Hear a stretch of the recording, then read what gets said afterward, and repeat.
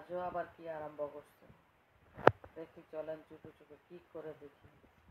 হাজি সাহেব আজকে হিজাব টিজাব লাগিয়ে পাক করে আসছে, কখনো বলে না কখন কি আকাম করে সে। দেখেন কি চলতেছে, চাউলের গুঁড়া তেলে নিচ্ছে, কালাটা দেখেন, ব্যথা পাচ্ছে ঘুরে ঘুরে। কি পিঠা বানাবে কি জানি। এই কি পিঠা মেয়ে, চাইনা পিঠা? মেরা পিঠা বলে, চাইনা পিঠা একটা বানাবে। তবে এই শুকনা গুড়ি প্যাকেট কিনে নিয়ে আসছিল দুটা, এই গুড়িটা আলতেছে। আর এইখানে দেখেন সব তরকারি সবজি যা আছে বাইরে, ছোলা বা চনা বুট যেটাই বলেন, ওই যে ভিজিয়ে রাখছে বিকেলের নাস্তার জন্য। এই ফাঁকে সে গুড়ি টেলে নিচ্ছে, নিজের মন মতো করে এসে দাঁড়াইছে।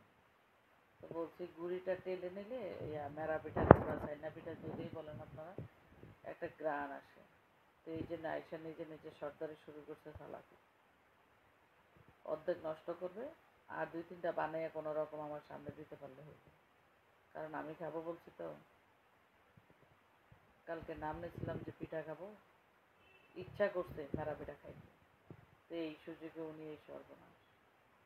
তো এদিকে আমার আব্বাজান বাহিরে ছিল, আব্বাজান আহারে কি মায়া লাগে দেখে, কিচ্ছু নাই শরীরটা। কবুতরের শরীরেও এসছে, ভালো মাংস আছে।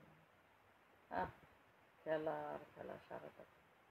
এই যে নারকেল কাটছে, এখানে নারকেলটাও ঢেকে রেখে দিচ্ছে।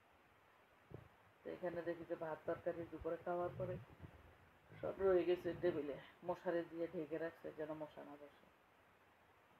তো নারকেল বুঝছেন, এই যে নারকেল দেখেন, এখানে 3 প্রকারের নারকেল কেটে নিচ্ছে, একটা চাক্কা চাক্কা করে, একটা লম্বা, একটা কোরানি দিয়ে কোরানো। এখন কোন সময় এই সর্বনাশ করবে কেউ বলতো।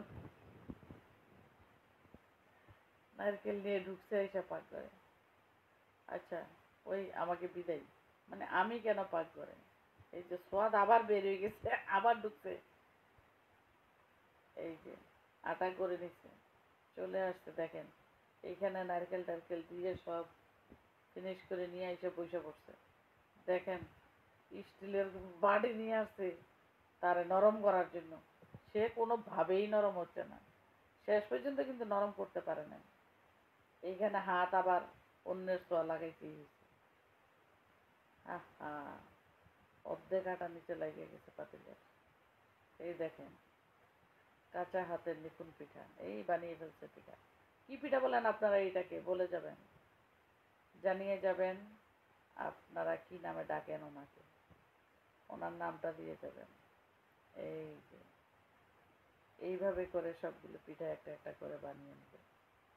এই যে আটাগুলো শক্ত করে এখানে মতে নিচে, এই যে এক এক করে মোটামুটি 3 পিস হয়ে গেছে।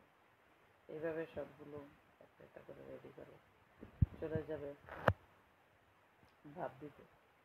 আহারে, সেই গ্রামে লাকড়ির চুলার পাশে 8 জন 10 জন 5 জন বসে বানাবে, ভাপ দিবে, খাবো, সেই দিন আর হবে না। এই যে সব পিঠা মোটামুটি বানিয়ে নিচ্ছে। এই যে এখানে কিন্তু নারকেল দিচ্ছে, দিয়ে ভাপে চলে গেছে। ভাপে দেওয়ার সময় আসলে পাতিলে নেওয়ার সময় আমি মানে ভিডিও করতে ভুলে গেছিলাম। তো ভাপে দিয়ে ফেলছে, পরে গিয়ে দেখি যে কাপড় দিয়ে অন্য পাতিলে দিয়ে পিঠা মোটামুটি রেডি হয়ে গেছে ভাপ। এইবার চলেন আপনাদেরকে দেখাচ্ছি কি করে এই পিঠা। এগুলি সরা না, চলে আসছে গরম গরম পিঠা। এখন এই শীতে যারা এখনো পিঠা খান না, তারা আমাদের অবশ্যই বানিয়ে ফেলবেন, এবং গরম গরম এই পিঠা খেতে পারেন, খেতে পারেন, গুড় দিয়ে খেতে পারেন। আমরা কিন্তু এটা বিভিন্নভাবে খাই। তো আপনারা কে কীভাবে খান আপনারা জানাবেন। এটা নারকেল দিয়ে করা হচ্ছে। এই যে গরম গরম আমাদের বুয়া এখন টেস্ট করে আপনাকে জানাবে কেমন হলো।